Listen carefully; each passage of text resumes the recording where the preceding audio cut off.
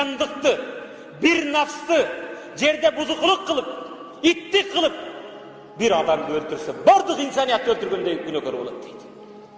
Бирөөгө жашоо берсе, бардык инсаниятка жашоо бергенде соопко жетет дейт.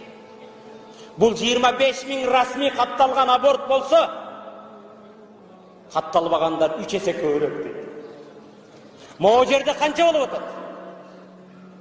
Ит болбо, адам болуп жаша. Намысыңды сакта, Кудайдан корк.